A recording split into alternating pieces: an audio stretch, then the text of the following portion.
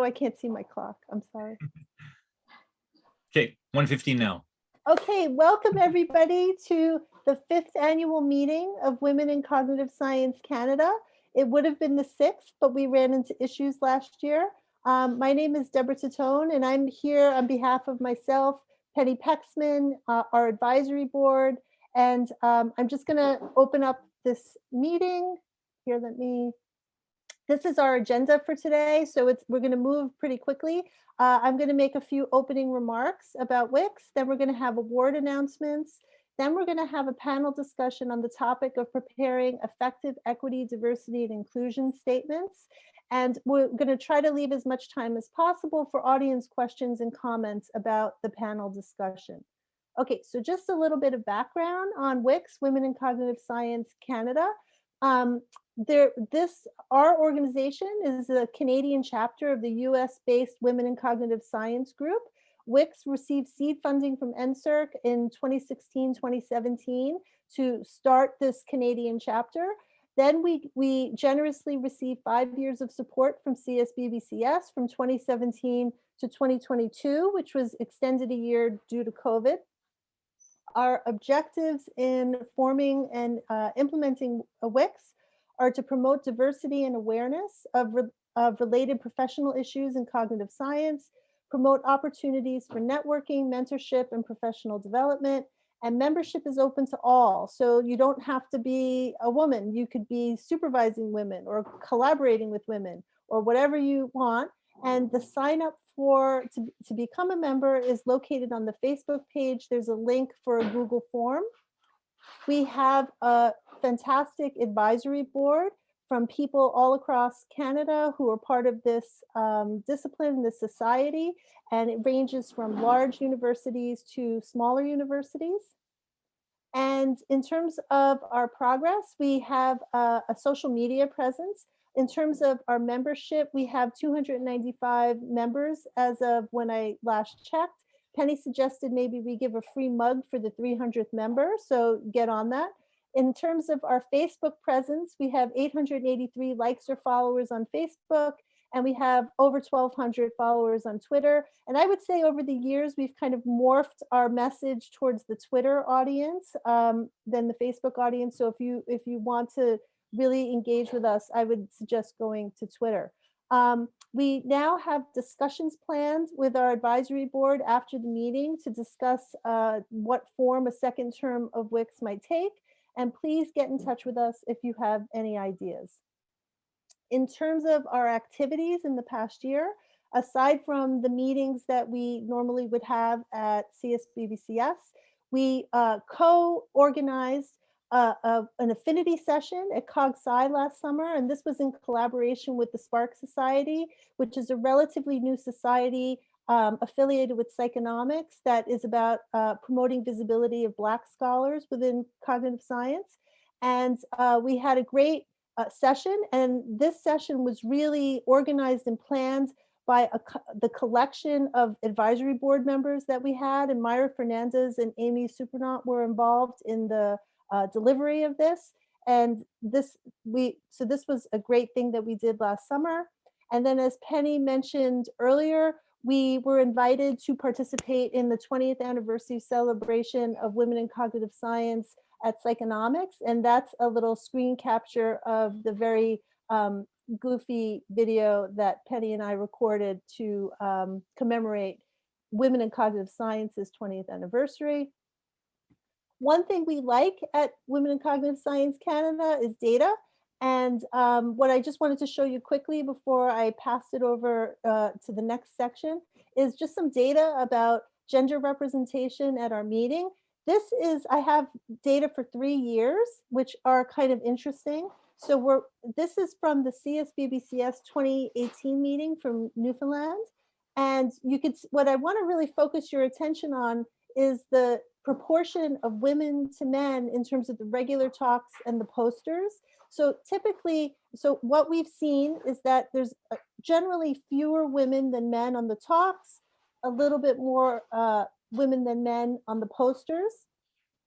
This was kind of sort of there for Waterloo in 2019. Then we had the hiatus, and now this is this year. So this year we shifted to pronouns. And when I plotted the number of posters and talks as a function of pronoun choices, we have an incredible larger proportion of women to men across posters and talks. And what's interesting to me about these data is that I think this kind of represents the student composition within cognitive sciences in our at our various institutions. So this suggests to me some food for thought that we should all consider once the pandemic is over, that perhaps remote conferences are bringing people in that wouldn't have come in otherwise. So it's just something to think about. And with that, I'm going to now pass it over to Chris Oriot and then Penny Pexman to talk about our awards.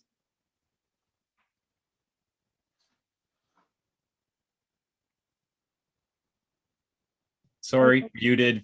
Yeah, always. Thanks, Deb. It's my great pleasure to announce that the winner of the 2021 Women in Cognitive Sciences Canada Mentorship Award is Dr. Miriam Sperry. This award honors a Canadian cognitive scientist of any gender who has demonstrated sustained effective mentorship of female students, and for whom there's evidence of going over and above the typical mentorship activities to specifically support female students in cognitive science. This year, our committee had an incredibly difficult time choosing a winner, and it wasn't because we didn't have good applicants who met those criteria. It was because we had so many good applicants who met those criteria, and so many people of all genders providing outstanding mentorship to Canadian women cognitive scientists. And you know, that's a really good problem to have. So we were quite pleased to have this problem land in our lap. Dr. Spearing's nominator, Dr. Doris Chow, notes that Dr. Spearing has provided mentorship to dozens of women who were successful in securing careers in academia, industry, public relations, and medicine. And she notes that this is only possible because Dr. Spearing takes a tailored approach to her students' careers, facilitating different opportunities depending on their specific interests. And just to give one example, she notes that one mentee was encouraged to lead a large collaborative project looking at visual function in basketball players. For other students whose interests are more clinical leaning, she instead arranged collaborations for them that would give them the skills they need to work with clinical populations. And still other opportunities were given to students who are specifically interested in teaching. So opportunities like guest lecturing and supervising, co-supervising honor students. Beyond this, Dr. Spearing has helped her students compete successfully for awards and fellowships from NSERC, CIHR, the Michael Smith Foundation, VSS, the German Research Foundation. The list is too long for me to name them all.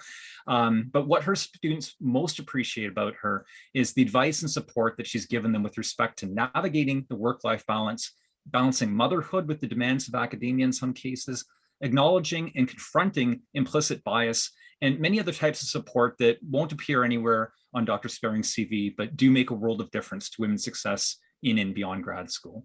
It's clear Dr. Spearing exemplifies what this award is all about, and that's mentoring the next generation of women cognitive scientists. So on behalf of WiCS-C, I'd like to congratulate Dr. Spearing once again on her success as the 2021 WiCS-C Mentorship Awardee. And if you want to say a few words of thanks, feel free to do so. Thank you very much, Chris and Deborah and everyone involved in this decision. I'm incredibly honored by this award, and here it is. Thank you for that as well. When I'm back in my office, I will hang this up in a prominent place. But most importantly, my thanks goes to all my trainees. I cannot imagine my academic life without them. And I found it overwhelming in the beginning of my career to have to advise and mentor students. And now I have to say it's one of my greatest joys. And I learn so much from them every day. So thank you very much for that.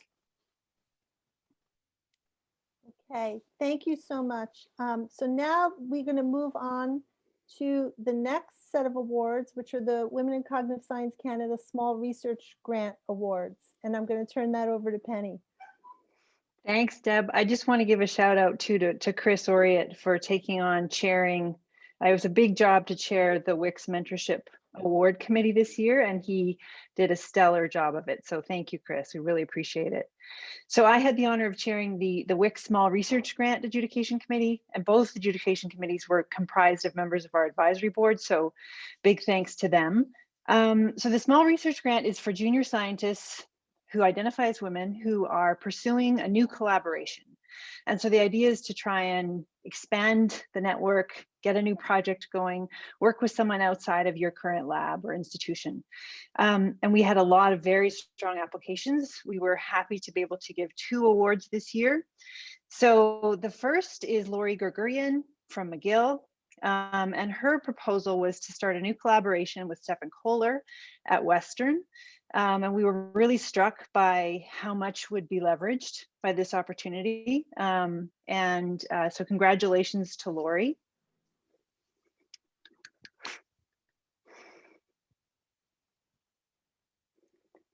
I don't know if Lori's here right now. I'm not sure. I didn't confirm if she was or not, but Lori, the check's in the mail. And then we, as I mentioned, we were able to give 2 awards this year. The other also went to McGill. That was completely accidental, nothing to do with Deb. She wasn't involved.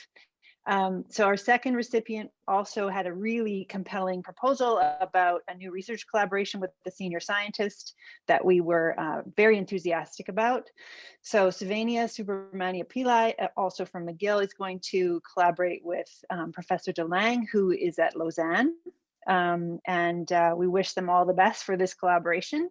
And I would just encourage those who were unsuccessful this year, because we had some really good applications that were very close, that they should make sure they apply again next year. We're constantly trying to squeeze more money out of the budget so that we can give more of these awards. And I think Savannah is here. I am, yes. Hi, thank you so much. Terrific. Well, congratulations to you and best of luck with this new collaboration. Thank you very much. Okay, thank you. All right, so this brings us to the event of the day, which is a panel discussion on the topic of preparing effective equity, diversity, and inclusion statements. And our panelists today are Marie-Claude Caron from NSERC, Skylar Mooney from NSERC, Randy Jameson from the University of Manitoba, and Lauren Sergio from York University. What we're going to do is I'm going to stop my share, and I'm going to make them co-hosts. I should have done that earlier. Let's see. Skylar, will you be presenting? Yeah, I'm going to present. Okay, very good. I'll make you the co-host first. So each panelist is going to say a few words about this, and then we'll break into a discussion. Okay, I will share my screen, and just give me 1 second.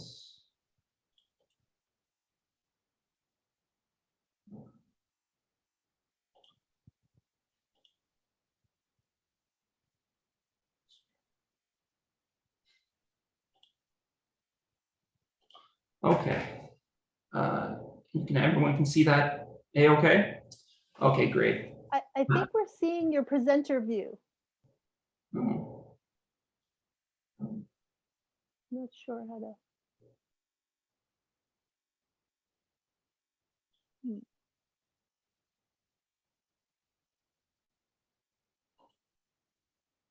that better? Yes, thank you. Okay, perfect. So I am going to let Dr. Sergio and Dr. Jameson talk about strategies for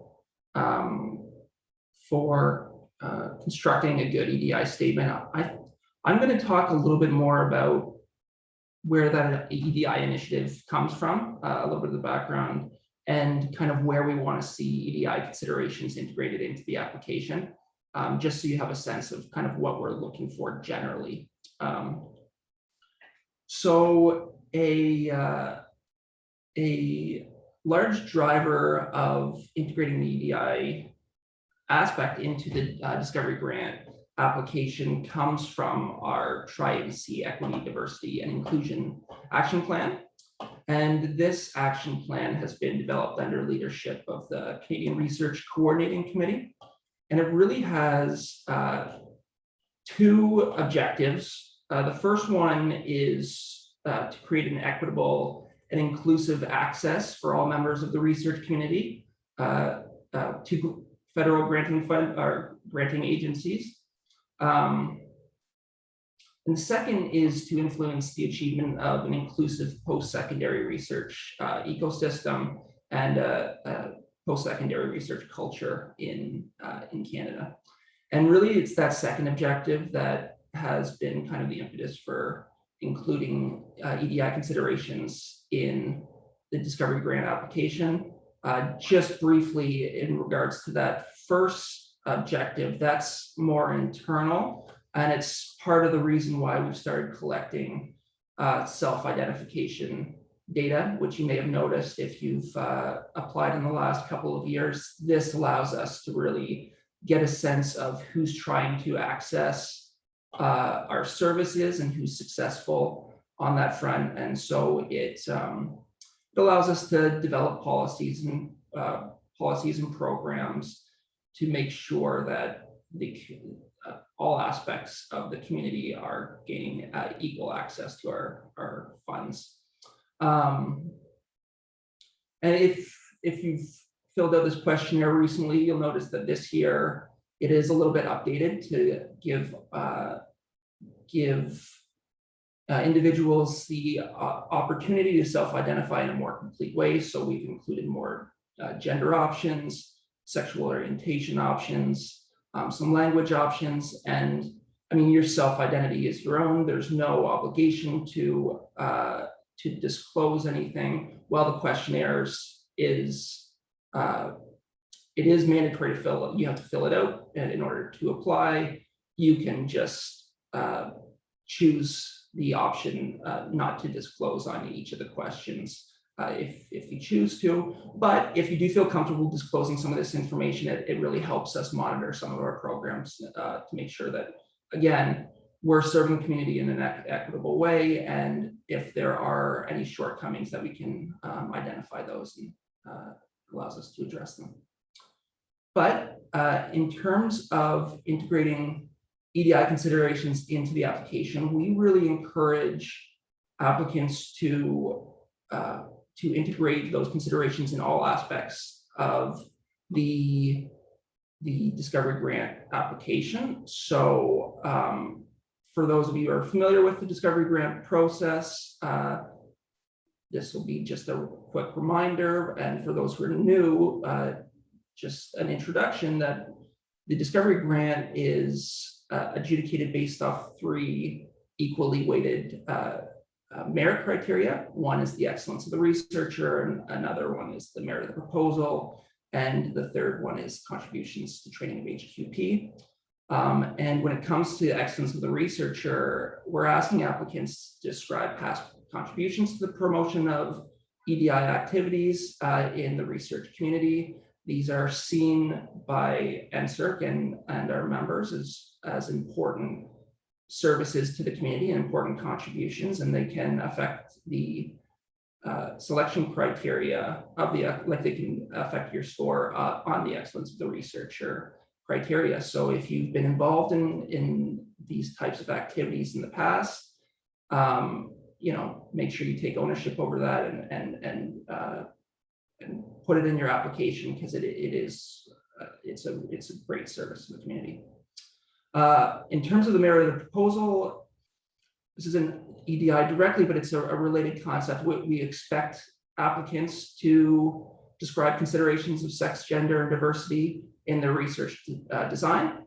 So CSBBCS and similar societies are comprised of a community that really has been a driver in identifying the importance of integrating these factors into the research design. And the corollary of that is that our members, which come from those communities, are very sensitive to the importance of these consideration of these factors in the research design. So the omission of those considerations is less likely to go unnoticed. So make sure that you're both considering sex, gender, and diversity in the research design where it's applicable, and that you're explicitly describing how you're going to account for those type of factors.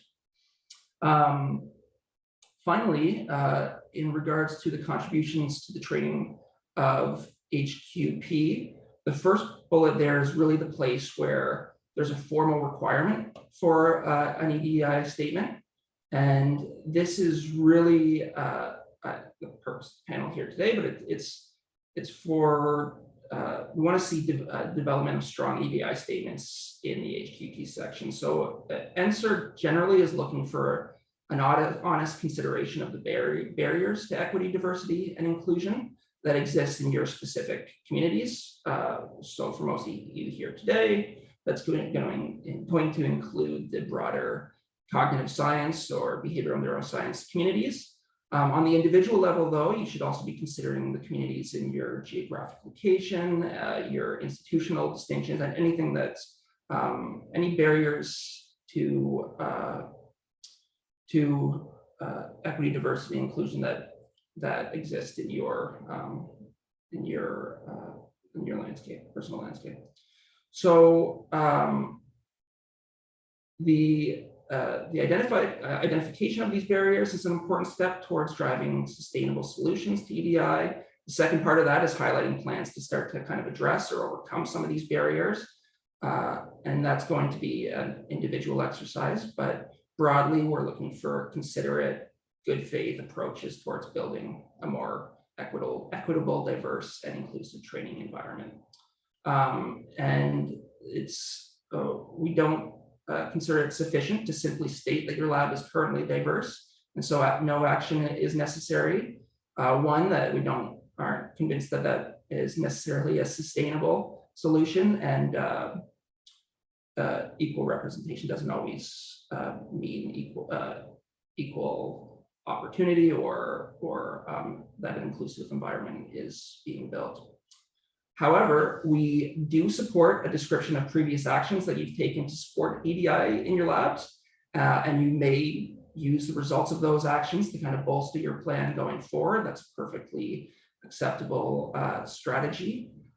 Just note that if you do include any information about demographics in your lab, do not identify any individual trainees. So any data should be in aggregate form, and also with a consideration that small n's can inadvertently identify specific individuals. So just keep that in mind if you're going to be describing the makeup of your labs as a result of some of the actions that you've taken in the past. So with that, I'll hand it off to the other. I'll hand it off to, I'm not sure who's going next, Randy or Lauren, but I'll hand it off to them. But just before I do, if you want to get more questions on NSERC CDI initiatives, you can contact our email there. If you want to know more information about how it's integrated into the Discovery Grants program specifically, you can also contact our Res Grant email or contact individual staff. So usually the convention is first name dot last name at nsrc.gc.ca. So for example, Skylar.Mooney. And actually, if a lot of the applications for the Discovery Grant from this community will probably come through the evaluation group that I'm a part of. So you can use that example if you are looking for specific staff. You can contact me directly. Your university research grants office is a good resource for internal information, and we also have an online services help desk. And if there's also contact lists on our NSERC website, so I encourage you to look at that if you're looking for contacts in other programs. And with that, I will stop sharing. Okay, thank you so much, Skylar. So our next two panelists are two individuals who have recently served on the NSERC panel. And we could start with Randy Jameson, and then we'll continue with Lauren Sergio. So Randy, if you want to, there you go. All right, is that working? Yes. All right, awesome. All right, thanks, Skylar. So I think a lot of what I'm about to tell you it seems obvious, but I've been on the committee for 2 years, so things have started to seem obvious. But hopefully some of these pointers are helpful to you. And I've tried not to be specific, and some of it I know most people want to know, what shouldn't I do?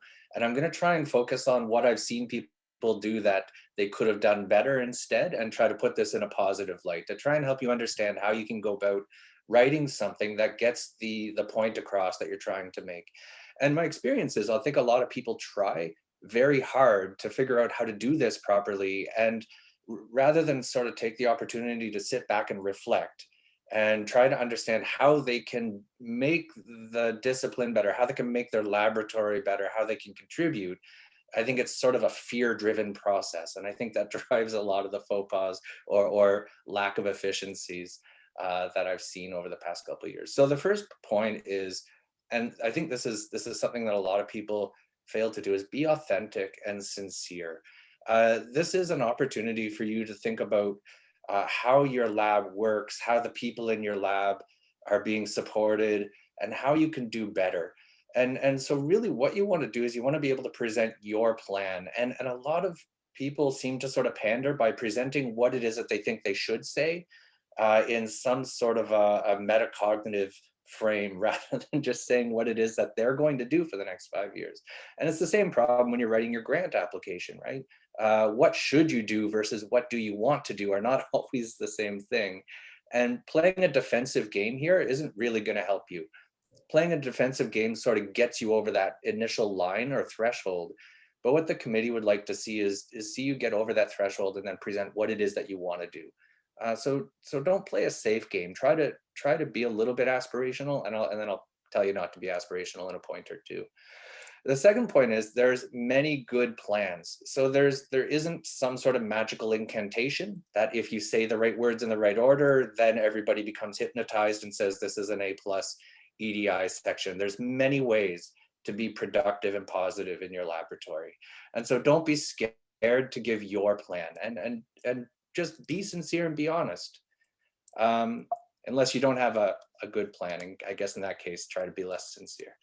And so in this case, being feasible is the second thing. If you've written an NSERC, you know that this is absolutely critical. What are your local opportunities?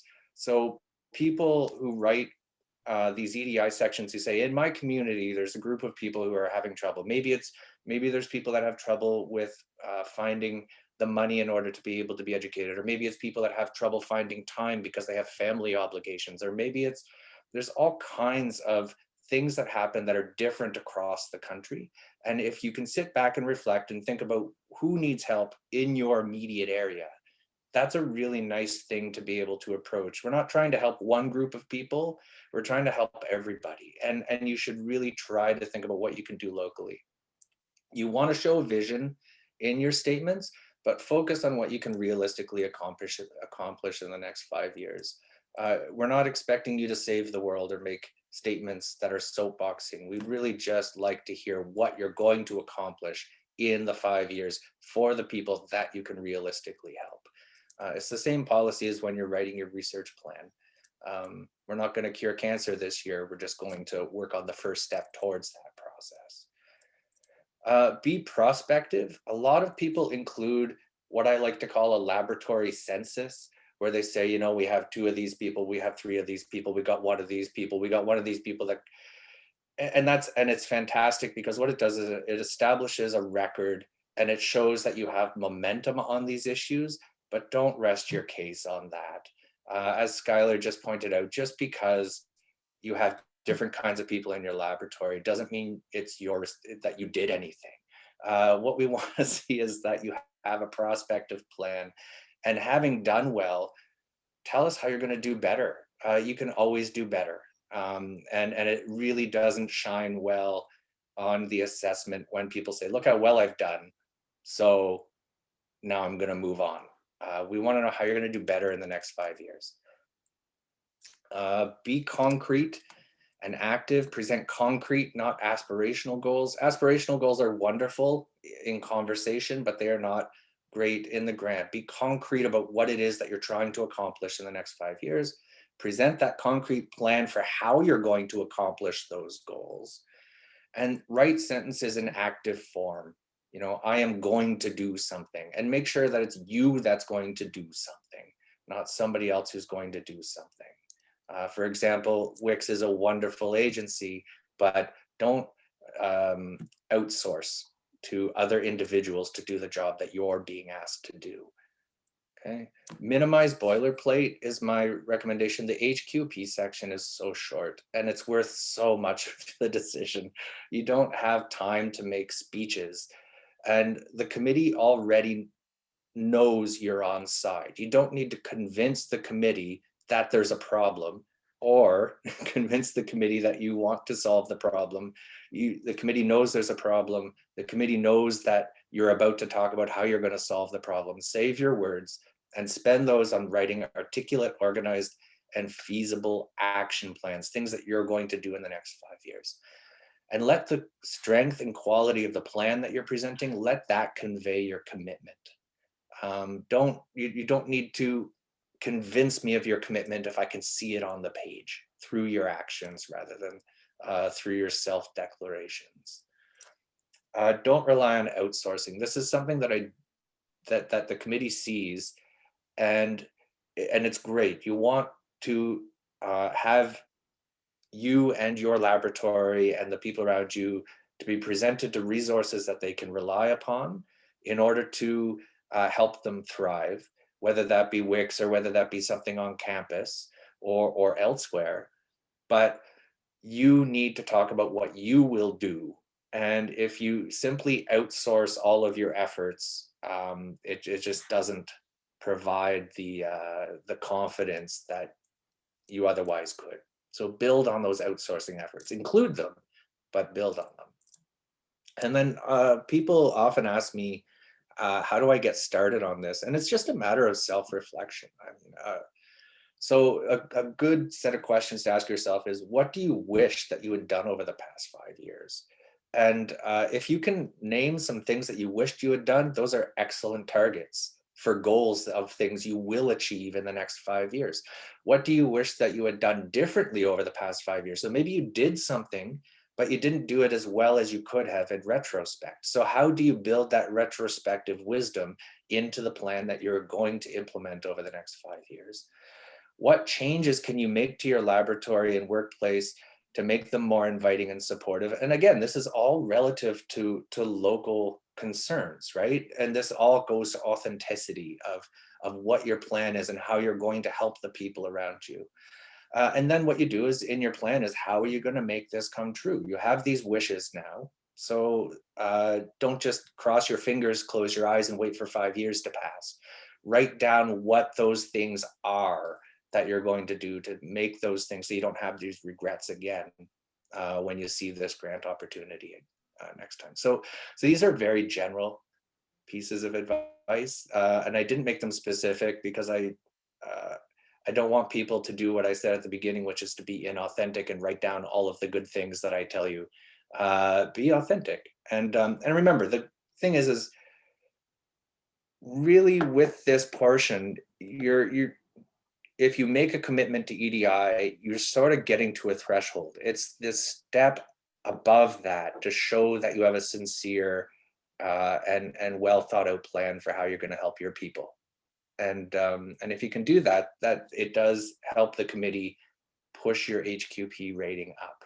And so this is something worth paying attention to. It's something worth reflecting on, and it's as important as, which neuroscience techniques you're going to teach your students in the next 5 years.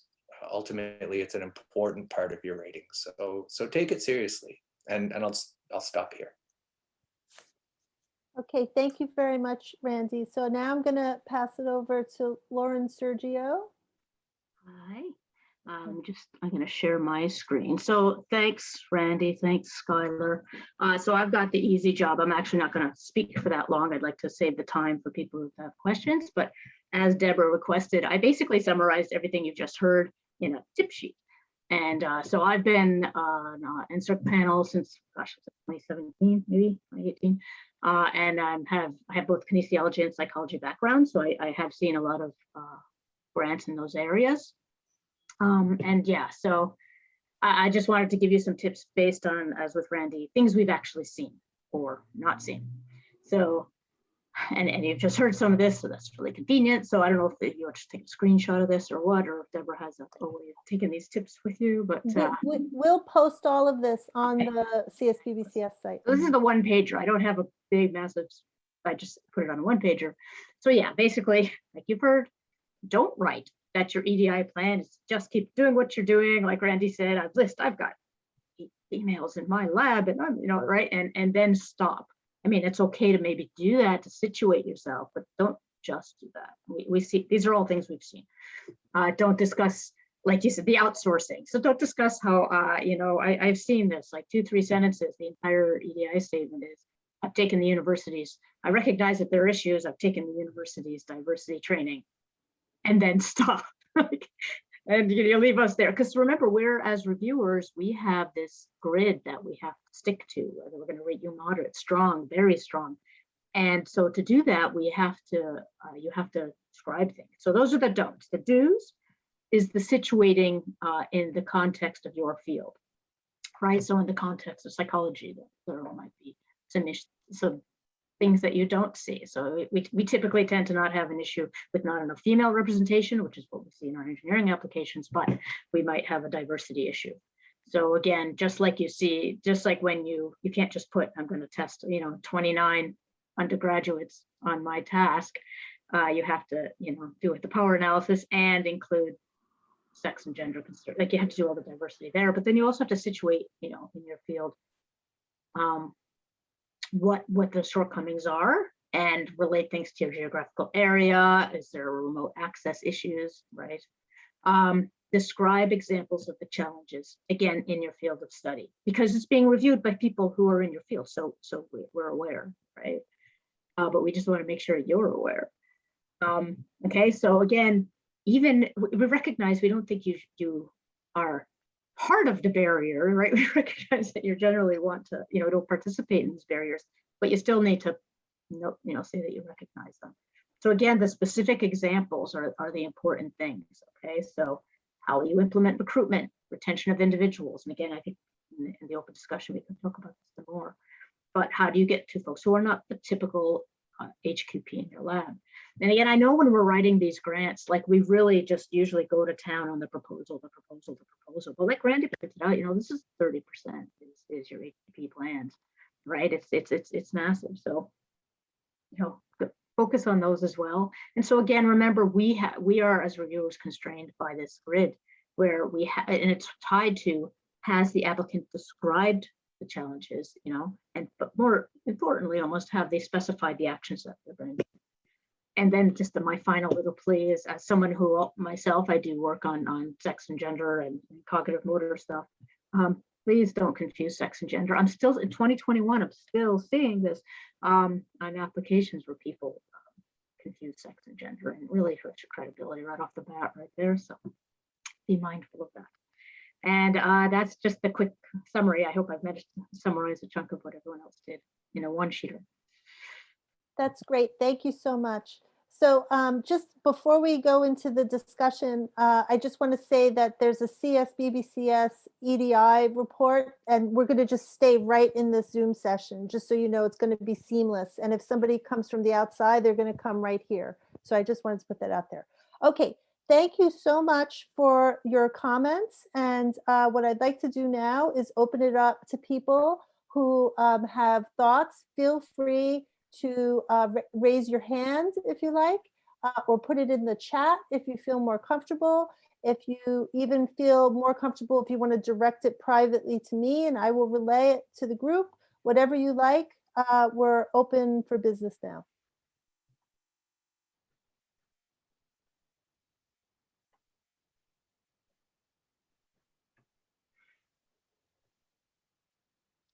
Free mug to the person who starts. Yeah, stunned them into silence.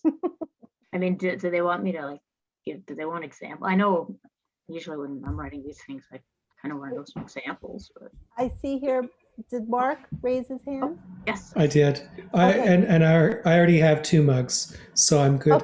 Okay.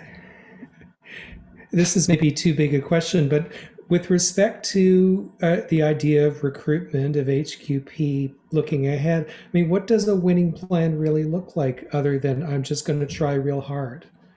What do those actionable things tend to look like? Who wants to? Well, I mean, I can start with that. I mean, I realize there's more than one answer. I'm just there is, but I think it's just the recognition that there is a diversity of career paths and career patterns, and not everybody has gotten the straight A's as an undergrad and then gone straight and applied to grad school to try and get into your lab, right? So there's going to be people who stop out to have children or go out into industry for a bit, right? Or why, look, there's children now. Look, Morgan's children. Hello, Morgan's children. So it's you know, for us, it's really important to recognize that it's not all GPA. It's not all plowing through and doing everything. It's recognizing that there might be a diversity of paths to get somebody, and they can still be a great scientist, right? That's when I look at these, that's what I think of, and for my own lab. But I don't know what, Randy, you got something in there? Well, again, it's like you say, there's a lot of ways that people can make these plans. And so there is no correct one, even though I know that's what everybody wants to hear, is what does the committee want to hear, so that you can give me a check mark.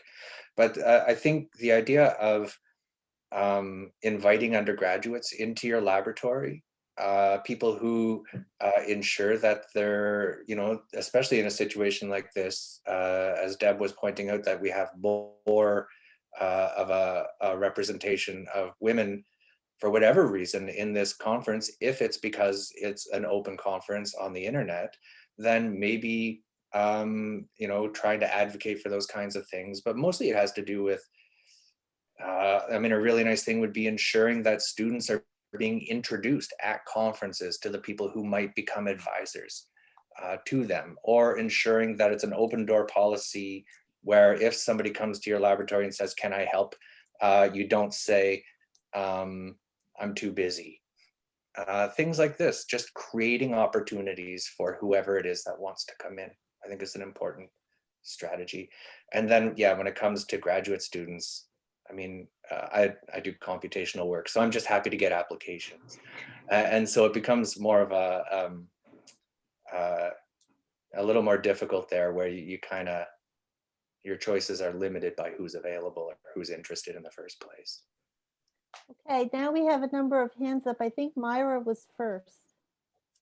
Thanks very much for the session and for the information. I actually was on the NSERC panel several years ago when a lot of the statements were just being formed and coming out, and they were kind of clumsy sometimes in terms of what people put into this section, and I'm guessing that they get better and better. And so what I was actually going to ask about was, for anyone who's more recently been on the panel, if there were examples of things. I know that there was that one slide with sort of a crib sheet of things.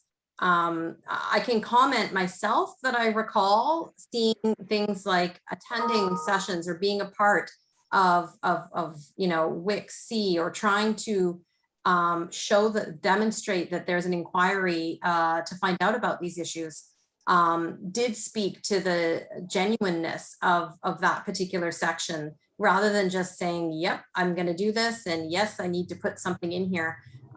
That's what I recall was the acknowledgement that there's something to be learned. And even if you don't have the answers, that those opportunities could be formed, or that even in teaching, you're looking to maybe present more equivalent, give equal time to different viewpoints from different countries even. So there were a lot of different ways that it was conceptualized, and I really don't know which is the best way, but my question is, what's happening more recently? Are there any more recent examples? Thanks. I'm gonna jump in. I'll jump in again first. Sure. Hi, Myra. I haven't seen you in a few years, but yes. Yeah, I mean, again, it's what I found this past years, it's almost becoming de rigueur that you'll have attended those workshops. Like, it's almost becoming an expectation. Like it's almost a little weird if someone says, oh yeah, here we have these and I plan to go to them, because at this point, most people are actually putting, yes, our university has these, and yes, I've done them. And so I think, again, if you're ever on any hiring committees or anything, we all have to do it anyway, right? So it's starting to become expected. So so what we're starting to see now is more things like specifics, like I am going to incorporate flexibility into my you know, when I have lab meetings, or the, you know, put all the important things at the very beginning, so that if somebody has to drop their kid at daycare, they're not going to miss all the stuff, right? Or I'm going to have hybrid flexibility of letting people Zoom in, you know, at our lab meetings, set them, you know, right? So I'm starting to see more concrete examples rather than I've taken the training. So you know, the flexible work hours, which I know a lot of us have always had in grad school anyway. There's always sort of the night crew and the morning crew, but we're starting to see, you know, having to account for those sorts of things. That's, I mean, some of the newer ones I've been seeing again are more specific examples. Thanks. I don't know if Randy can think of any more. That's pretty good. I mean, sincerity sort of shines through. I wish I could just read you the like 3 or 4 of the applications and you could hear exactly what a good one sounds like. And but it's woven in to the entire philosophy. So it's not like there's a discussion of other things and training and then there's an EDI paragraph and then you're back, you know, to the end of back into HQP. It really is woven in such a fashion that it's clear that the person has taken how to include people, how to make sure that people feel invited, and how to make sure that people feel like they're able to thrive. It is just woven from start to end. And but it takes a little bit of grantsmanship. I mean, and on top of that, they're also saying, I'm also going to, you know, so now it's kind of taken for granted that you're going to do these workshops, but now they're saying all my students are also going, I'm going to be asking all my students to also take these workshops, so everybody's aware of the issues, which I think is useful. Great. We have, okay, I don't know who came first, but I see Ron in my upper left there. Great. Well, thanks. This is a great session, by the way. I just wanted to mention, we just recently did a workshop at U of S on this, and there's a breakpoint in the grid for the merit indicators that I think is really worth paying attention to. So between strong and very strong in particular, if you look at the strong grid for merit indicators on HQP, it refers to challenges related to equity, diversity, and inclusion specific to the institution and or field of research are described. Specific actions to support the recruitment of a diverse group of HQP and or an inclusive research training environment are defined. And to go into the next bin, very strong, the and or is changed to and I think that's critical, that you try to get information in the first case regarding challenges that are not just about the field of research or just the institution, but both. And then that moves into the very strong, outstanding, and so on. And they add a few more, I think, adjectives there as well.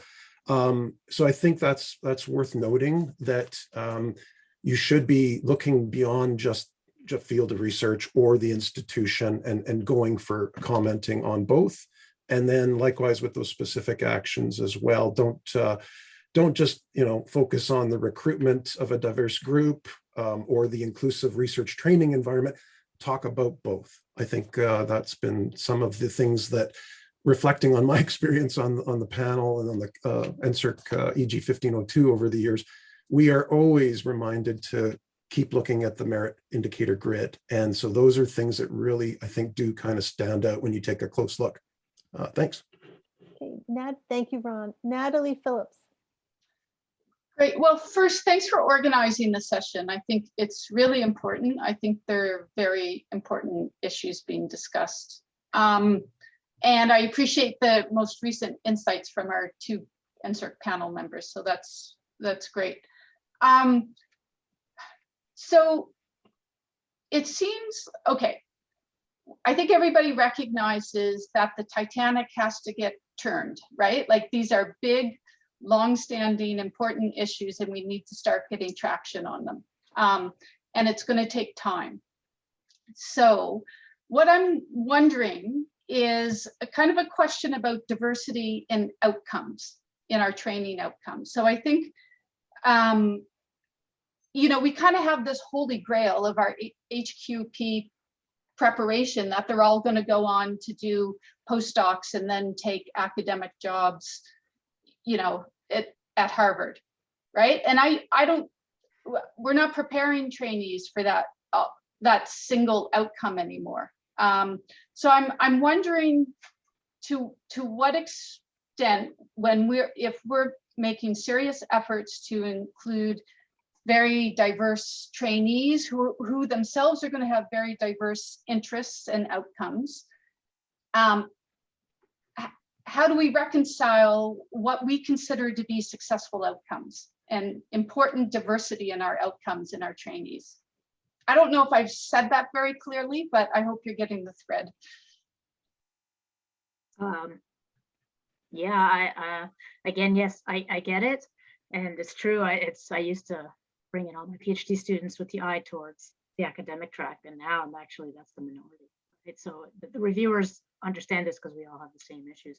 I think the best thing would be is if you, again, looking at what our reviewer criteria are, it's not where they end up, but that they have, they've moved on to impactful positions that require the skills gained through the training in your lab. And so it's not necessarily skills gained to do an independent research at a university, but it's any of the skills that they picked up in your lab. And then we're all starting to learn this as a field. Like, what skills am I teaching my grad students that will take them to places other than academia, right? And so you need to describe those skills that are, and it's actually probably, useful to describe the skills that are generalizable to things outside of academia. Because let's face it, that's where a lot of our trainees are going. So I think, so it's sort of again, between, if we talk about the very strong to strong, it's like generally the HQP move on to impactful positions with the skills that they gain through the training they've received. And so that's what we're asked to look for. So that's what I would focus on. If you're focusing on diversity of career paths coming in and then diversity of career paths going out, you need to say how your time in your lab will get them there, no matter where that there is.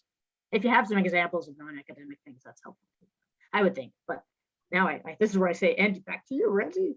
Randy, what do you think? Yeah, I would say the diversity of, or the way that people move into careers is it's valued no matter what career they go into. But in terms of an EDI consideration, talking about how you're going to sit down with somebody that joins your lab when they join your lab and say, what are your goals here? And how can I help you achieve what those goals are? So in my lab, most of the people in my lab want to go into industry. So it's a very different thing than is traditional. But then you can start to tailor the training program to making sure that people who want to go into industry are getting the skills that are necessary, while ensuring that they're also getting all of the other skills on the other side, right? So the academics spend more time in the library, and the industry crowd spends more time on the screen. But you got to tailor it to the individual, and that's exactly the kinds of things that shows commitment to equity, diversity, and inclusion, is an understanding of the individual and the training of the individual, and not the training of a cohort. Okay, thank you. All right, Deanna, and then Chris. Thank you very much. Some really valuable information being shared. I really appreciate the forward looking in terms of what are the challenges and how can I address them. One concern that I do have, however, surrounds how you describe your current makeup of your lab and what value there is in you assigning categories to people to try to represent that diversity, recognizing that NSERC doesn't require you to do so for yourself. And I'm wondering if there are any thoughts moving forward about what that should look like, both in an application, or how NSERC could maybe facilitate this by asking students to fill out their own demographic information, assign that to a file. And so it's not the supervisor who's top down, identifying for somebody when they themselves might not want to be identified. So I just sort of thoughts around whether or not that should even be included as part of the application. I think Skylar should answer this one. Yeah, we specifically want you to make sure that you're not either directly or indirectly identifying any of your students. I mean, like you said, that's for them to take care of, and it's there is a I guess a strategic approach that you have to take to describe your lab while also not identifying anyone. But again, we're not really looking for what your current makeup is. We're looking what you can do, and what's very encouraged is talking about steps you've taken and how that's impacted your lab. And so I think you can do that without describing, I have 50% female or whatever it is. That would be my take on that. Just one addition, we may not know what categories our students belong to, right? Like there may be things about our students we don't even know. Okay, Chris. Thanks, Deb. And thanks to everybody for all the words of wisdom you've been sharing. My department's pretty small. My grad program is pretty small. And so when people talk about doing things at the level of their lab, I often think about that instead as what we do at the level of our program. I'm also the graduate program chair for my department. So I was wondering to what extent it would make sense to talk about things that we do at the program level that reduce barriers for students accessing grad school in the first place. I'm thinking in particular of international students and other non-traditional students, returning students, for example, because that's where I can actually have some impact. Like Randy, I'm just happy to get applications when I've got students who want to work with me. Great, that's awesome. There aren't like big long waiting lists to get into my lab. So, but at the level of the program, we can make those kinds of differences. Is it worth mentioning that, or should I really be focusing specifically on what's happening in my lab? Yes, you should mention that. So, so you're at that point, you're talking about making changes in a systemic fashion within your institution. And so your ability to implement any of these changes, not just in your laboratory, but in your department, in your institution, in your classroom, all of these things are relevant. And whatever those things are going to leave the impression. And this is about being authentic. There isn't a particular thing that the committee is looking for. What they're looking for is your commitment and a clear plan about how you're going to make those changes, and making those changes in the way you can. So for people who might be in the room here who work at an institution that doesn't have a graduate program, it's irrelevant to this. You can make the changes with the undergraduates in your lab, and if your laboratory is not research active that year, you can make the changes in your classroom, and all of them are equally valuable to the committee's assessment. In fact, making a systemic change of actual importance and magnitude might be considered to be more impressive than something that you might do with the people in your lab. So. Thanks, Randy. That's really helpful. And things like outreach as well. Like if you don't have a research intensive lab, but you're doing outreach to high schools in perhaps underserved communities, right? That sort of thing. Yeah. Is also like Deb and Penny are probably very well perceived on this dossier. Just on the point of what Chris raised, I think we've all experienced this at a program level because many of our programs have dropped the GRE requirements. And I don't know about your program, but applications surged to mine. And I feel anecdotally there was a wider array of applications that we were seeing. You got better quality applications too, Deb, by dropping the GRE. Yeah, well, there's debates. People have very strong opinions about the GREs on this point. We could have a whole other session about this. So I don't see any other hands up, but there was one question in the chat that I'd like to relay. Somebody asked the question, it's a specific question, but perhaps it has more general implications. Can we use NSERC grant money to help offset moving costs? So that's a specific question, but I guess it has general implications insofar as, are we able to use our budgets to enhance EDI pursuits? And maybe this is a Schuyler question.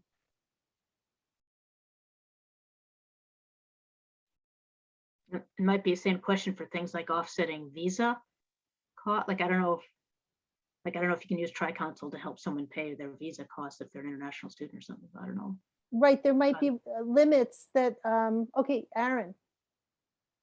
Do you want to comment on this? So we actually had a case of this year. So I'm currently serving as the department chair, and we were informed that although we can use relocating costs inside Canada, from outside Canada, it's not permitted at the moment. Okay, Skylar might have stepped away. All right, we're out of time. So thank you all. Thanks to our panelists, but don't go anywhere because I'm about to hand it over to Myra, who is going to report on the CSBBCS EDI report. So thank you. Thanks very much for the session, and we'll hop straight into the results of our EDI survey, which were gathered earlier this year. Kathleen Hourahan is the head of that EDI committee, and we'll be talking about the survey results, which are really interesting for highlighting what it is that's happening. What are the actual experiences on the ground and the lived experiences, as well as ideas for what to do, which may help speak to some of the topics that we heard about today. So she has shared her slides, and Kathleen will start us off. Thanks. Thanks. Sorry, Maya, I'm just, as soon as I started sharing, I'm trying to find the chat window now because I was trying to paste that link. Okay, so what I can as do well, is if you can do that, that would be great, because I can see all the people, and then I lost the chat window.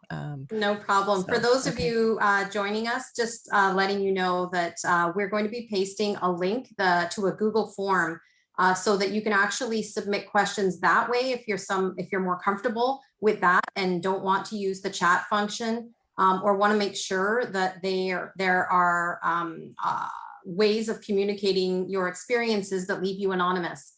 So we will be having a discussion at the end, and it's been requested that we actually turn off the recording at the time that we start the discussion, just to help some people and all of us maybe feeling more comfortable with sharing of ideas, where you want to still stay somewhat anonymous, or it's up to you, but we will be requesting to turn the recording off once the discussion starts. But this recording will be for the entire session, so everyone gets the benefit of seeing the survey results. Thanks. Okay. So within this session, I'm going to start off, we're all going to start off introducing ourselves. So there's a whole team of us who are going to be presenting information today.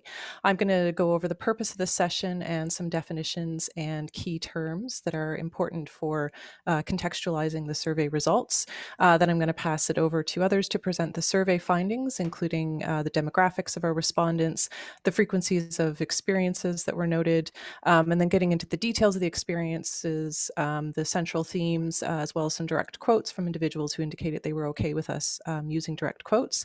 And we're then going to talk about some of the suggested recommendations for CSBBCS that we had included in the survey, and the reactions from our respondents on those. And we are then going to open it up for discussion. So as I mentioned, there is a Google form link. We'll try to paste it in again later as well. If you would like to speak in the session, then you're certainly welcome to at the time raise your hand, but you can also indicate in advance if you would like to bring up a particular topic. You can submit it either anonymously, or you can also include your name, and Myra will be moderating the discussion, and she'll make sure to get to you. So this is the group of us who are in this session, and we're going to each introduce ourselves. So beginning with me, I'm Kathleen Hourahan, and I use she, her pronouns. I'm an associate professor at Memorial University of Newfoundland.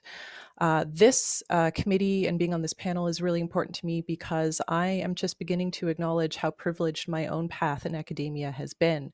And I want to take responsibility for doing the work that needs to be done. Hi, everybody. I'm Geneviève Desmarais. I use she, her pronouns, and I'm an associate professor in the psychology department at Mount Allison University. I grew up in Quebec. I did all of my schooling in French before attending both Cégep and then doing my undergrad university in English. But yet, when I went to an Anglophone institution outside of Quebec to continue with my graduate work and complete my MA and PhD, there were occasions where individuals questioned my ability to understand and produce work in English. And that was based solely on the fact that my name was Francophone.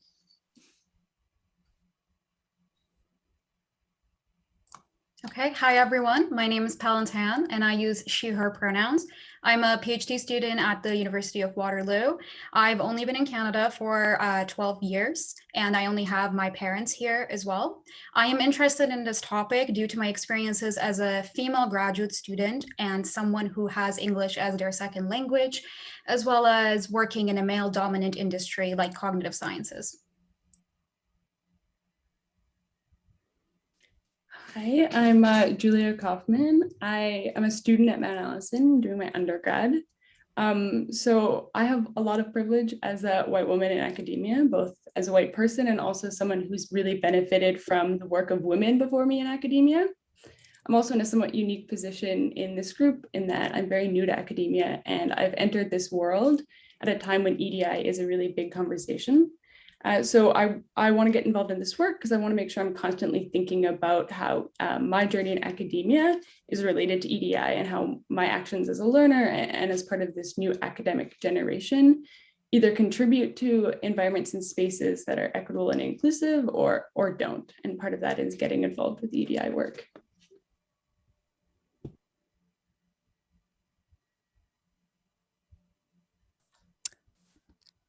And I'll just jump in before Ryan here. I'm interested in being a part of this session for the diversity and inclusivity part of EDI.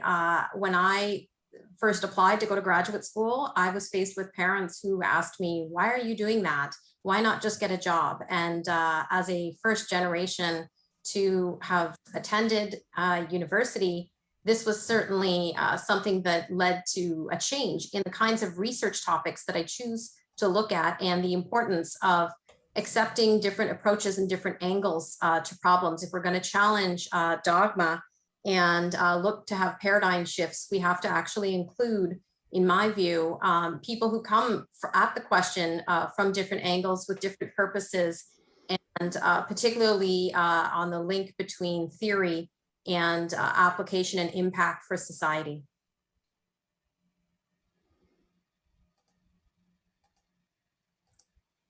So Ryan's mic is not working, so he will be right back. Oh, he's back.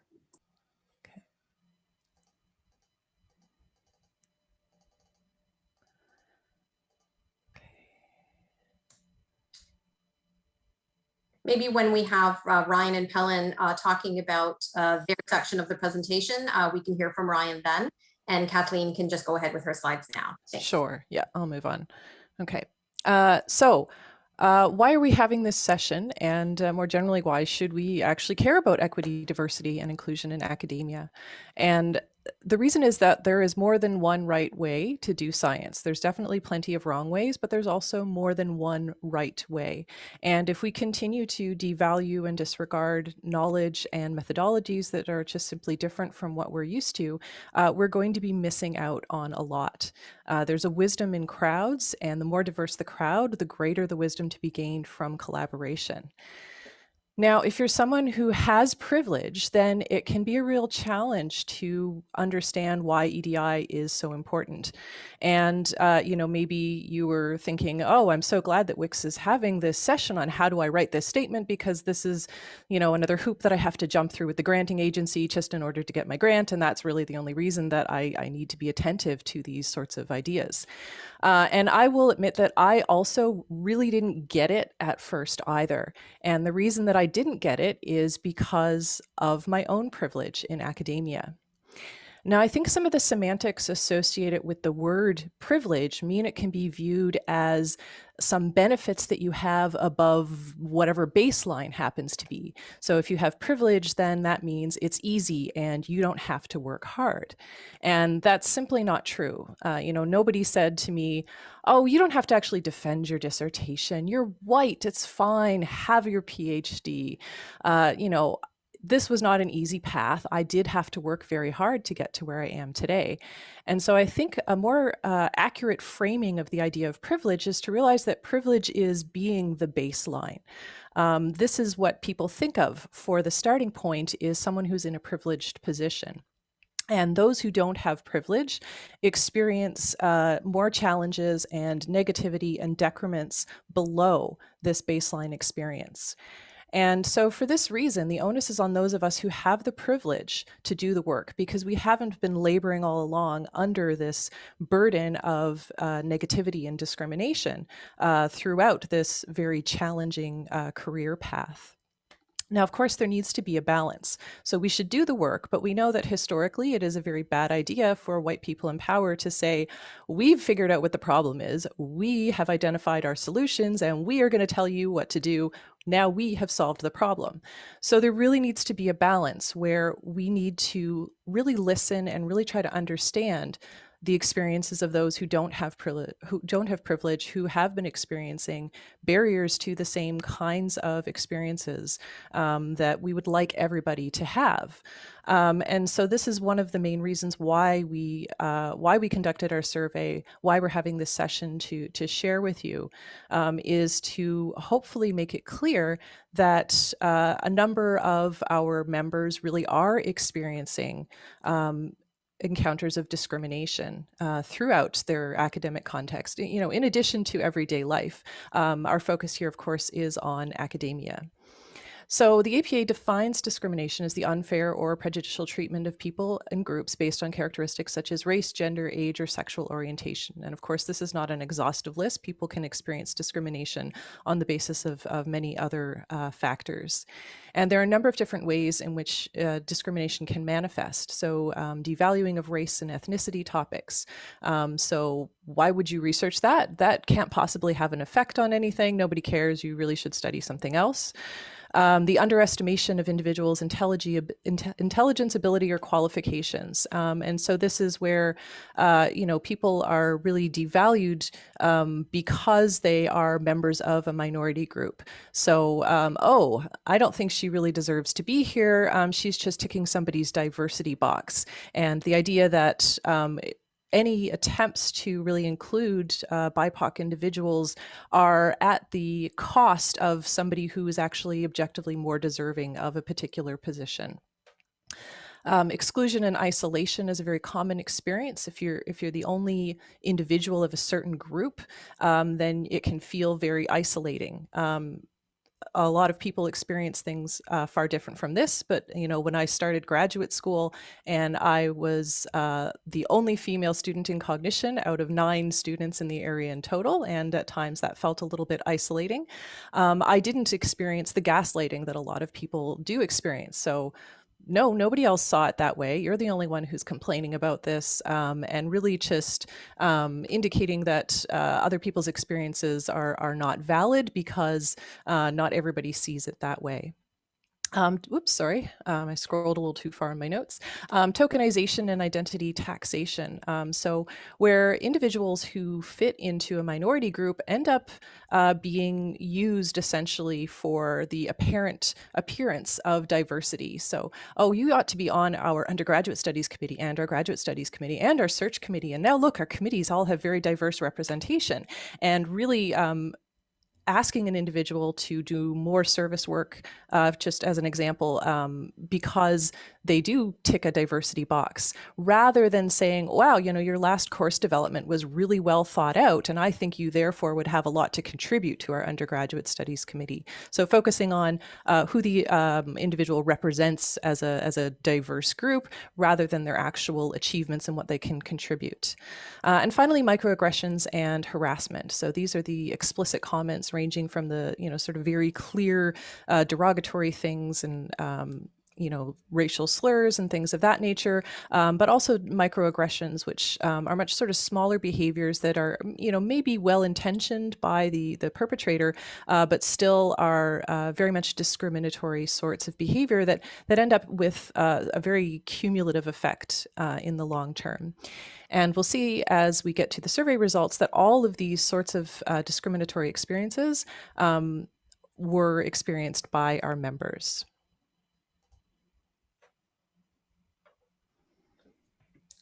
Okay, so I'm going to do a quick overview of who responded to our survey before we get into some of the results. So there were 36 respondents initially. We analyzed 31. The other 5 only responded to demographic information or didn't respond to any of the questions. So of those 31, we had 10 students. Those are either undergrad or graduate students. We had 4 postdoctoral fellows, 5 early career researchers, and 11 established researchers. There's also one person who didn't fit into any categories as a research assistant. Early career is within 10 years of the PhD, and then established is over 10 years past the PhD. So in terms of CSBBCS, membership is broken into associate members who are students, and then full members who are any researchers with a PhD. So based on this, we can see that full members made up about 2/3 of our responses, which isn't very representative of CSBBCS membership. You can see the 2019 data, associate members made up 320 of the members, and then full were only 148. So we can see there's a much higher response rate for the full members than associate members. And therefore researchers with PhDs are more represented in our results than students are, which is important to keep in mind as we move forward. Next slide.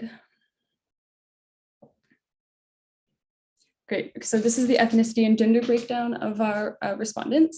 So on the left, we have ethnicity, and it's important to note that the values add up to more than 31 because respondents could multi-select based on what was applicable to them.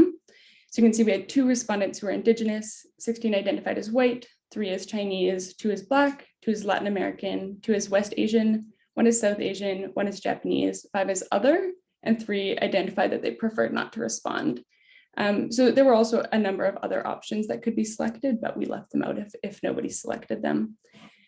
In terms of other, if anyone identified other, they could self-identify something more specific. And those people identified as Asian, West Indian, Caribbean, French Canadian, Jewish, and Italian.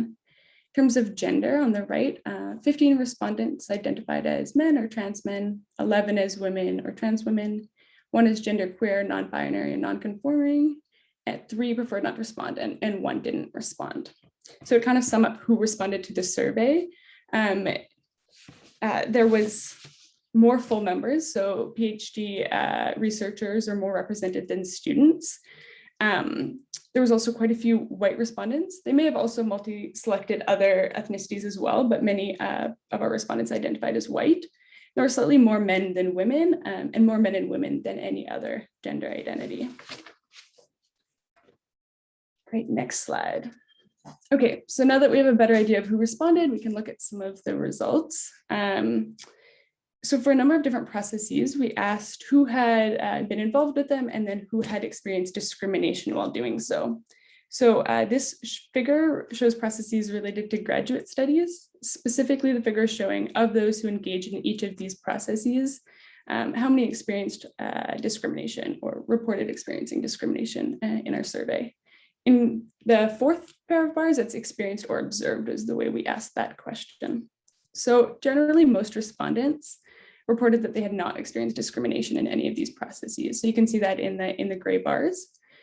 However, there is a blue bar for each process, meaning there were respondents who reported discrimination throughout those graduate school processes, and that's the case for all of them. It's also important to note that there was a higher frequency of discrimination reported for graduate level courses than any of the other processes. So that's a finding we'll come back to in a few slides, and it's important to keep in mind. Next. So this figure shows processes related to the postdoc experience. So applying for postdoctoral positions or funding opportunities, and then interviewing for academic jobs. And again, we can see that most respondents indicated that they hadn't experienced any discrimination during these processes. However, for both, there was 1 respondent each that did identify they had experienced discrimination during these processes. Next. Great, so this 3rd figure shows processes related to being in a faculty position. As was the case for the bars representing graduate studies a few slides back, these were reports of discrimination that were either experienced or observed in these settings. So it could have been either. And as we also saw with those graduate study bars, there's a higher proportion of reported discrimination in these settings than any of the others. This may be because classroom settings, so either as a grad student or as an instructor in a classroom, is a less constrained environment than the processes of applying or interviewing for positions or for programs. And then also potentially being on a hiring committee and talking about applicants may shine a light on discriminatory thinking or processes that respondents then reported on our survey. So that's one possible explanation, but it's also important to keep in mind that the 3 settings or processes that we saw the most reported discrimination. So that would be in graduate classes, teaching in a classroom, or being on a hiring committee.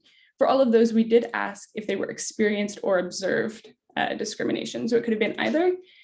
So that might indicate that our respondents have been observing discrimination in these settings, but not experiencing them firsthand. But either way, discrimination is being reported. And that goes for all of the processes we asked about. There was a blue bar for each. So there was at least one respondent for each process who did identify that they experienced discrimination throughout that process. Next. I will pass it over. So this table reports targets of racism and discrimination. Now, we did not ask explicitly about targets. However, some participants spontaneously identified targets in their comments. And so we tallied those and are presenting them in this table. So you can see that some individuals reported white people as the targets of racism and discrimination. Others reported Quebecois individuals, Asian individuals, Francophones, Jewish individuals, Italian, Muslim, or disabled individuals as targets of racism and discrimination. So this is not meant to represent who are typical targets. Rather, we expect that it's quite possible that since BIPOC individuals are perceived as typical targets, some respondents pointed out other targets that may not be perceived as more typical targets of racism and discrimination. Next, please. On this figure, what we report is the frequency of responses, where people reported an incidence of racism and discrimination. So people could report that they've never observed or experienced an incident. They could report at least once, occasionally, frequently, or other. So that's on the x-axis, and on the y-axis is how many people responded each of these responses. The blue bars refer to the observation or experience of racism and discrimination in their home institution. And so here again, most of the responses are no's, but some people responded that they've observed or experienced racism and discrimination at least once at their home institution. Others report seeing it occasionally or even frequently. The gray bars refer to the incidence of racism and discrimination at the CSBBCS conference. And again, the majority of the responses are no, that it hasn't been observed or experienced, but some people report observing it or experiencing it at least once. So it's kind of nice to see that the majority of responses are no's, but people do report seeing and experiencing racism and discrimination both in their home institution and at the CSBBCS conference. Next, please. Now, we did ask about the source of the racism and discrimination, and this table describes those reported sources. So in the leftmost column, you have the reported source. In the next column, you have the frequency that this source was reported at people's home institution. And then the rightmost column is the frequency that these sources were reported at the CSBBCS conference. So if we start with the home institution, racism and discrimination was reported as originating from course instructors 7 times, from research supervisors 7 times, from practicum supervisors twice, from staff members 11 responses, from other students for 13 responses. 1 person reported observing it in a hiring committee, and other people responded that they observed it from administration or administration staff, or from other faculty members. At the CSBBCS conference, sources that were identified were staff members, twice students, and then 2 other, where once it was another presenter and the other one was not specified. And then another source was 1 other faculty member. Next, please. Okay, so I will be talking about our content and analysis. Going back to the definitions Kathleen explained, for our content analysis, the open-ended responses were coded into 6 categories. In the following slides, we will review each of these categories with specific comments from the respondents. So our first category is explicit comments, which include any experience involving direct communication that was perceived as discriminatory. 40% of the respondents reported these in their responses, most indicating the use of racial slurs and comments about their accent or language proficiency, origin, skin color, and mannerisms. Next, please.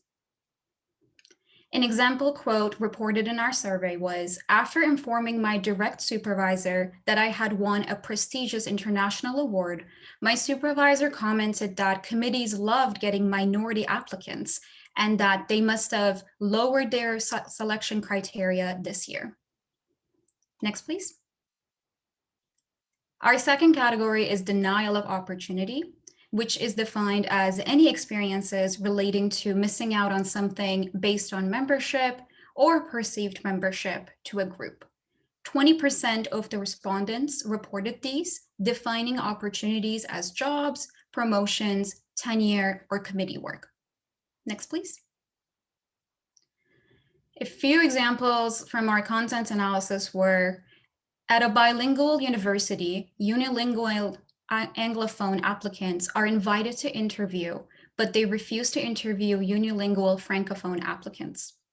And another example was, Caucasian applicants, particularly males, face extreme prejudice at all levels of the hiring process. Next, please. The third category is dismissal of discrimination, which included responses about discrimination or anti-discrimination practices being invalidated or rejected. 18% of the respondents reported these. Next, please. For example, a respondent said, "I mentioned to a white professor that I was excited about the possibility that a woman from a specific minority group would be hired to see someone like me in a faculty position. The white professor dismissed and diminished what I said, saying that kind of representation didn't matter." Next, please. The fourth category is underestimating ability, which includes experiences in which competency was questioned or assumed to be lower based on group membership or perceived group membership. 15% of the respondents reported these in their statements. Next, please. For example, a respondent reported, "My supervisor asks me every single detail of my experiment, including picture proof of the manipulation I do. This is not asked to my white counterparts." Next, please. The fifth category is tokenization, which included responses about someone's group memberships being utilized for a specific advantage or performative anti-discriminatory behavior. 5% of respondents reported these in their statements. Next, please. We will present two statements as our examples of tokenization. The first statements indicate, "A faculty member suggested contacting graduate students from historically excluded groups and tokenizing them publicly in an effort to appear more diverse, even though the department is 90% white." Next, please. "Being put on as many academic and administrative committees as possible so they can tick the box that they consulted Indigenous faculty, but not actually listen or consider suggestions made by the Indigenous faculty member during those meetings." Next, please. The sixth category is perceived lack of representation, categorized as discriminatory experiences related to underrepresentation. 3% of our respondents reported these in their statements. Next, please. One respondent noted that, "When I started graduate school, there were no faculty members of color, and therefore I had no one to talk to about my experiences as a graduate student of color. There was also never any mentioning of wanting to diversify faculty." Next, please.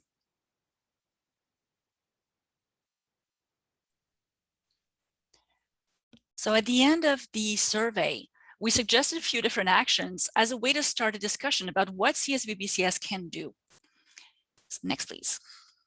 There were 4 suggested actions, and this slide essentially shows the level of support that's reported for these potential actions that were suggested in the survey. So for each of these suggested actions, so having a panel discussion, creating a collaborative document, having a separate mentoring session for BIPOC individuals, or creating a new award, what you see is the response frequency. So people could respond, I don't support this at all in dark blue, do not support in orange, a neutral response in the middle in this bright blue. And then in yellow, you would have support. And then to the far right in this grayish blue, you'd have support fully. So for all suggested actions, there's actually a lot of variability in the responses. None of these suggested actions are fully supported, but as I said, it's more of a way to get a conversation started about what we can do. Now, 2 actions did seem to have the most support, and that's to the left, the panel discussion. So you can see the 2 bars at the right. There's a fair bit of support for this suggested action. And there's also a fair bit of support for the collaborative document. So you can see again that the yellow bar and the light, not light blue, but grayish blue bar are fairly high. So those 2 actions seem to have a fair level of support. And in contrast, there's much less support for a separate mentoring session or for a new award. Next, please. All right, so hopefully my mic is working now. Sorry about the issue earlier. Hi, I'm Ryan. I'm a PhD candidate at Waterloo, and I'll be talking about our content analysis of the comments on actions.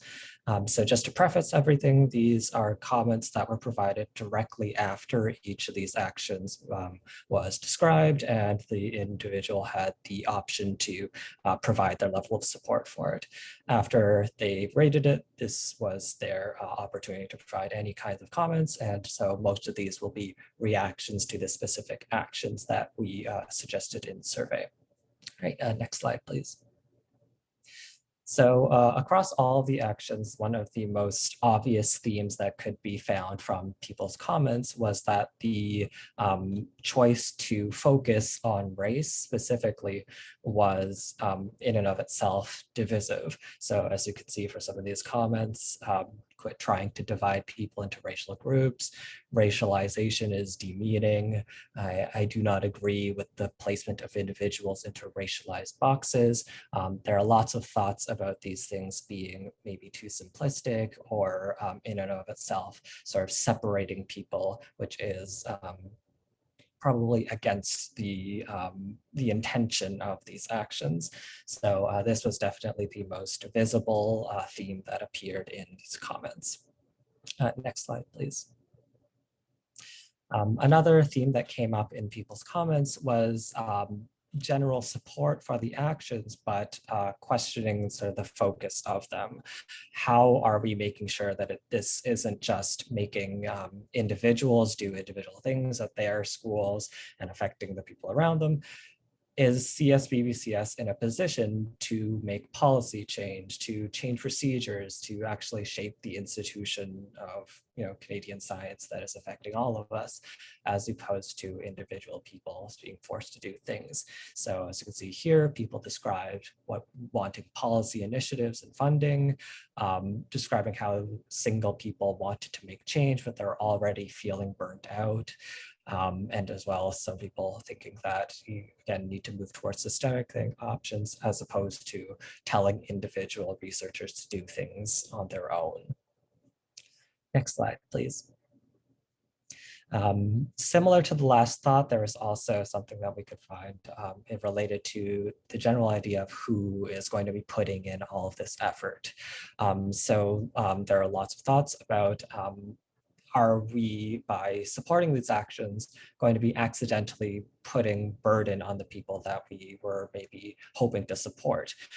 If we are perhaps, recruiting people for panels, are we accidentally, making them do extra work on top of the things that they're already doing? And so this brings up a good point that I think that a lot of people want to know: who is going to be recruited for putting in this time and energy, because these will have to take up time and energy. And next slide, please. The last thing that I wanted to leave off on was that, as you can imagine, having a comment section right after sort of these actions, they're probably going to be dominated by the people who are staunchly opposed to them. There is probably self-selecting for people who are angry at the suggestions, but there are quite a few supportive comments. Many of them decided not to be directly quoted here, but there were people who voiced their opinions about how they appreciated that these things were being suggested. They might not agree with the specific actions, but they agree that this is a good starting point.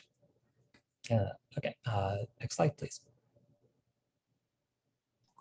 Okay, so this is where I'm going to step in and invite members of our audience to comment on or react